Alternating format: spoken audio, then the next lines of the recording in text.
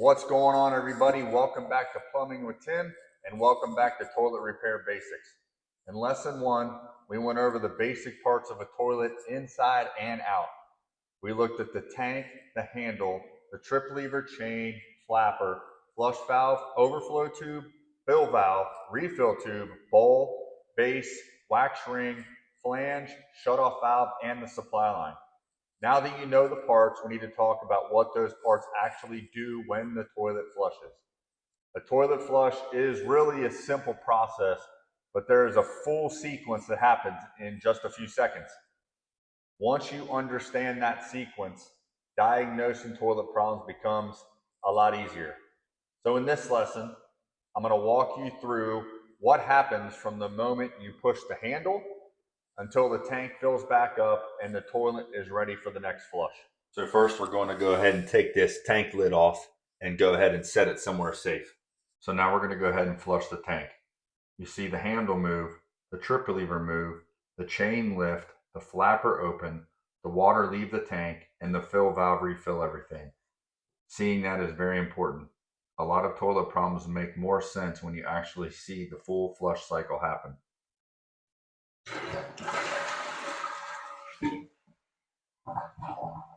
The flush begins when you push the handle. The handle is connected to the trip lever inside the tank. When you push down on the handle, the trip lever lifts up. That trip lever is what pulls the chain. So right away, you can see how a handle problem can affect the flush. If the handle is loose, broken, sticking, or not moving the trip lever properly, the toilet may not flush correctly. When the trip lever moves, it pulls the chain. The chain is connected to the flapper at the bottom of the tank. As the chain lifts, the flapper opens. This is what allows the water inside the tank to rush down through the flush valve and into the bowl. The chain needs the right amount of slack. If the chain is too loose, it may not lift the flapper high enough. That can cause a weak flush or an incomplete flush. If the chain is too tight, the flapper may not close all the way after the flush. That can cause the toilet to keep running. So when you flush a toilet, just watch the chain. Did the flapper lift all the way? Did the flapper drop back down and seal? Is the chain getting caught underneath the flapper? Once the chain lifts the flapper, water leaves the tank. The flapper is basically the gatekeeper between the tank and the bowl. When it is closed, it holds the water in the tank. When it's open, it allows water to move into the bowl. The water movement is what creates the flush. If the flapper is not open enough, not enough water leaves the tank. If the flapper closes too soon, the flush may be weak. If the flapper does not close all the way, water can keep leaking from the tank into the bowl. That is one of the most common reasons a toilet keeps running. So during the flush cycle, pay close attention to how the flapper moves. So when the flapper opens, the water leaves the tank through the flush valve. This flush valve is the opening at the bottom of the tank. That is why the tank level drops fast during a flush. The tank is not just holding water for no reason. That stored water creates the force needed to start the flush. So if the tank is not filling to the proper level, the toilet may not flush well.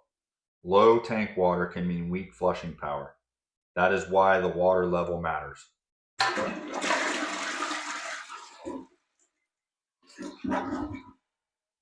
Now let's talk about what just happened. As water rushed from the tank into the bowl, it helped move the waste through the trapway and into the drainage system. Inside the toilet, there's a built-in trapway. That trapway holds water in the bowl and helps block sewer gases from coming back into the building. During the flush, the rush of water starts the siphon action that pulls waste and water out of the bowl. You don't need to overcomplicate it. The tank sends water into the bowl. That water starts to flush and moves waste through the toilet. Once the flush finishes, the bowl needs water again so it can hold its seal.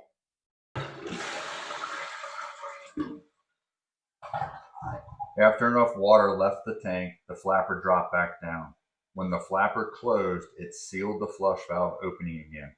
This allows the tank to refill.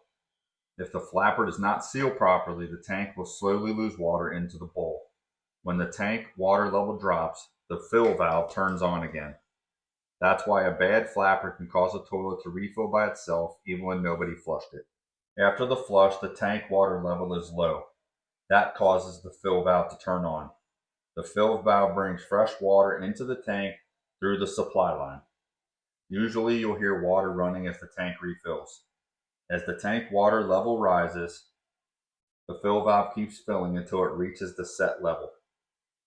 Once the water reaches the proper height, the fill valve shuts off. If the fill valve is not shut off, water may keep rising and run into the overflow tube. If the fill valve is weak or partially blocked, the tank may fill slowly.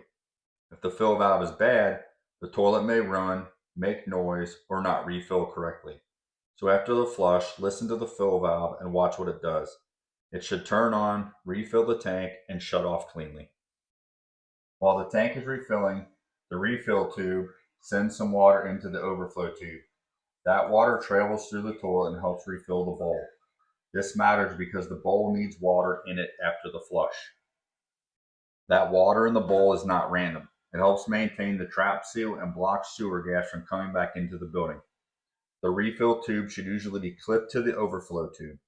It should not be shoved deep down inside the overflow tube. If the refill tube is installed wrong, it can cause problems. Also, if it is hanging out like this, it does not allow the proper amount of water inside the bowl. So the final step in the flush cycle is that fill valve shutting off. Once the tank reaches the proper height, the fill valve stops the water. At this point, the toilet should be quiet. No running water, no dripping, no refilling, no movement inside the tank. That's how you know the flush cycle is complete. If the toilet keeps making noise after this point, something is wrong. It could be the flapper leaking, the chain holding the flapper up, the fill valve not shutting off, or your water level is set too high. So you have water running into the overflow tube. That's why understanding the whole flushing sequence matters. So let's watch the flushing sequence from start to finish.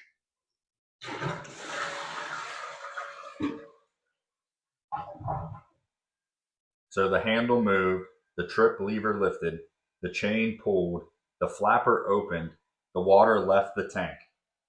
Water entered the bowl. The flush has already happened. The flapper closes, the fill valve turns on, the refill tube sends water to the bowl, and the tank refills. The fill valve shuts off, and the toilet is ready again. That is the basic flush cycle. Once you understand the cycle, toilet repair starts to make more sense. Here are a few common issues you may notice while watching the flush cycle. If you push the handle and nothing happens, check the handle, the trip lever, or the chain. If the toilet flush is weak, check the water level, the chain adjustment, or the flapper movement, and possible bowl or drain issues.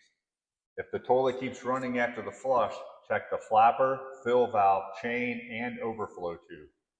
If the tank takes too long to fill, check the shutoff valve, supply line, and fill valve. If the bowl water does not refill properly, check the refill tube. Did you notice anything? Most of the common problems connect back to the parts that we covered in the previous video. So let's do a quick recap. When you flush a toilet, the handle moves the trip lever pulls the chain lifts the flapper opens the flush valve. Water leaves the tank and enters the bowl. The flush has happened. The flapper closes and the fill valve turns on. The refill tube helps restore bowl water. The tank refills, the fill valve shuts off. That is the full sequence of how you flush a toilet. Okay, so here's a little assignment for you to do. Remove the tank lid, carefully of course. Flush the toilet 3 times while watching the inside of the tank. Each time, pay attention to one part of the sequence. First, watch the handle, trip lever, chain, and flapper. On the second flush, watch the water leave the tank and enter the bowl. On the third flush, watch the fill valve, refill tube, and the water level. Then answer this question. What part of the flush cycle did you notice the most? Was it the flapper opening?